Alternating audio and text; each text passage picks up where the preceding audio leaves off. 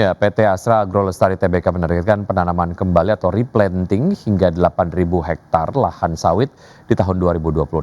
Untuk mendukung target tersebut, perseroan telah menyiapkan belanja modal sebesar 1,4 triliun rupiah untuk sepanjang tahun 2026.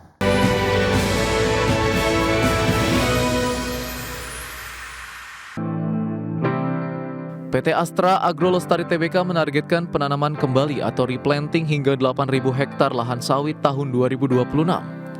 Perseroan pun menyiapkan belanja modal sebesar 1,4 triliun rupiah tahun ini.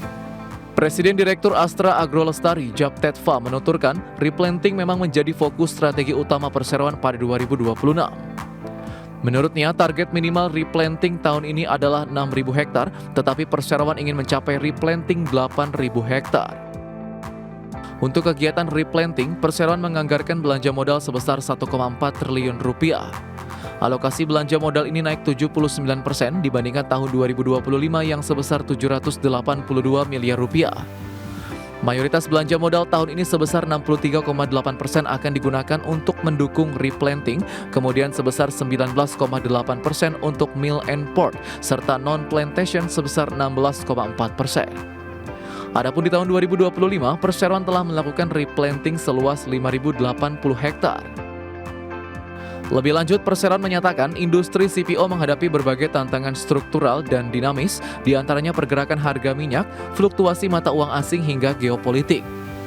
Faktor supply dan demand global menurutnya menjadi katalis utama yang mendorong harga CPO di tengah stagnasi produksi minyak kelapa sawit dalam beberapa tahun terakhir.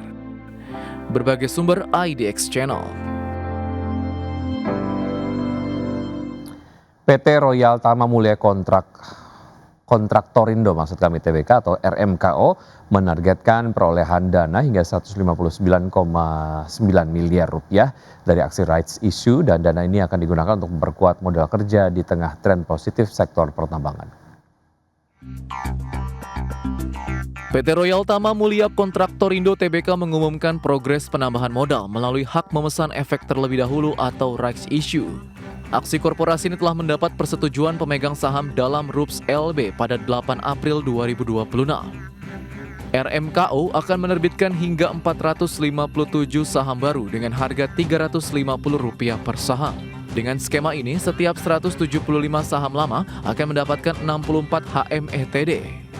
Pemegang saham utama PT RMK Investama menyatakan komitmen menyerap seluruh haknya senilai Rp107,9 miliar. Hal ini mencerminkan keyakinan terhadap prospek pertumbuhan perusahaan. Seluruh dana hasil rights issue akan digunakan untuk modal kerja, termasuk pembelian bahan bakar, pelumas, suku cadang, serta pemeliharaan alat berat. Direktur Utama William Saputra menyebut penguatan modal ini penting untuk meningkatkan kualitas layanan dan ekspansi operasional di sektor pertambangan. Berbagai sumber IDX Channel. Ya, pemirsa, S&P menyebut peringkat utang negara-negara di Asia Tenggara diperkirakan akan berada di bawah tekanan. Indonesia disebut menjadi yang paling berisiko jika konflik di Timur Tengah berlangsung berkepanjangan. Kualitas kredit negara dengan bantalan peringkat yang lebih tipis dapat menurun dalam skenario gangguan berkepanjangan di pasar energi. Di Asia Tenggara, S&P menilai peringkat kedaulatan Indonesia akan lebih rentan jika konflik berlarut-larut.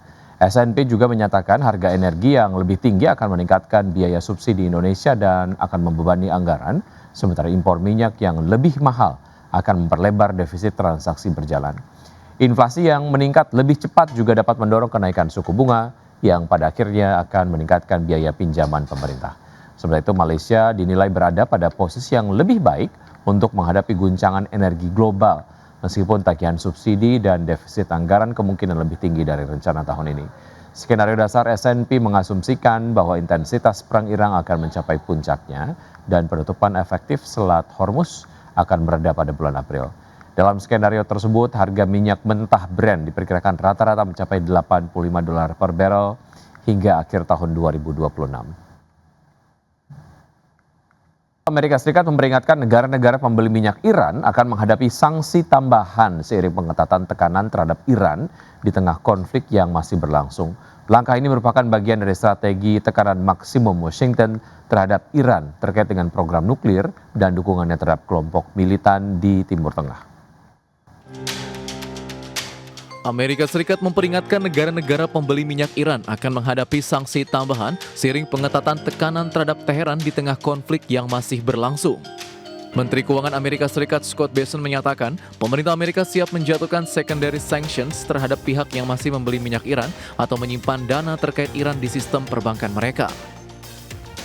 Amerika Serikat meyakini langkah ini akan berdampak besar, khususnya terhadap China yang selama ini menjadi pembeli utama minyak Iran, menyerap lebih dari 80% ekspor minyak negara tersebut. Menurut Bessent, dengan adanya blokade maritim terhadap Iran, pembelian minyak oleh China diperkirakan akan terhenti sementara. Namun hingga kini, pihak Kedutaan Besar China di Amerika Serikat belum memberikan tanggapan resmi terkait pernyataan tersebut. Langkah ini merupakan bagian dari strategi tekanan maksimum Washington terhadap Iran terkait program nuklir dan dukungannya terhadap kelompok militan di Timur Tengah. Selain itu, Departemen Keuangan Amerika Serikat juga menjatuhkan sanksi terhadap lebih dari 2 lusin individu, perusahaan, dan kapal yang terkait dengan infrastruktur transportasi minyak Iran. Sebagai catatan, blokade maritim Amerika Serikat terhadap Iran mulai diberlakukan pada awal pekan ini, memasuki minggu ke-7 konflik. Kebijakan ini diklaim telah menghentikan sepenuhnya aktivitas perdagangan laut Iran. Berbagai sumber IDX Channel. Selanjutnya bisa update dari bursa global, bursa saham Wall Street yang menguat pada perdagangan di hari Rabu dengan indeks acuan S&P 500 dan juga Nasdaq yang mencatat rekor penutupan tertinggi didorong kinerja positif emiten serta optimisme terhadap kemajuan negosiasi antara Amerika Serikat dan juga Iran. Pada perdagangan di hari Rabu, indeks S&P 500 menguat 0,8% ke posisi 7.022 dan indeks Nasdaq Composite yang melesat 1,6% ke level 24.016. Sedangkan Dow Jones Industrial Average yang ditutup melemah 0,15% ke level 48.463. Sementara itu dari bursa saham Eropa, bursa berakhir di zona merah seiring dengan meningkatnya kehati-hatian investor terhadap perkembangan situasi di Timur Tengah serta evaluasi terhadap sejumlah laporan kinerja perusahaan. Stock 600 yang ditutup turun ya 0,43% ke level 617,27. FTSE 100 Inggris yang terkoreksi 0,47% ke posisi 10.559 dan CAC 40 Prancis yang terkoreksi 0,64% ke level 8.274.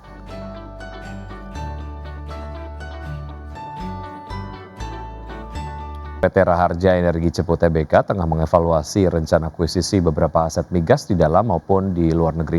Presiden Direktur PT Raharja Energi Cepu Tbk, Sumantri Suwarno mengatakan, apabila dalam evaluasi tersebut perseroan menemukan kecocokan parameter investasi, diharapkan dapat membuahkan 1 atau 2 perjanjian pembelian bersyarat. Dalam blueprint ekspansi perseroan dalam 1-3 tahun ke depan, perseroan akan lebih memprioritaskan ekspansi non-operating investment melalui akuisisi participating interest pada PSC berskala besar tanpa mengoperasikan aset. Dan berikutnya dalam jangka menengah 3-5 tahun setelah fase non-operating investment, perseroan akan bertransisi ke investasi operasional dengan mengakuisisi PI atau PI pada PSC berproduksi skala lebih kecil dan mulai mengelola serta mengoperasikan aset secara langsung. Terakhir dalam 6-10 tahun ke depan, perseroan akan melakukan ekspansi investasi operasional ke PSC dengan skala produksi yang lebih besar dan dalam jangka panjang perseroan menargetkan transformasi strategis dari yang saat ini hanya sebagai pemegang hak partisipasi menjadi operator independen di sektor hulu migas.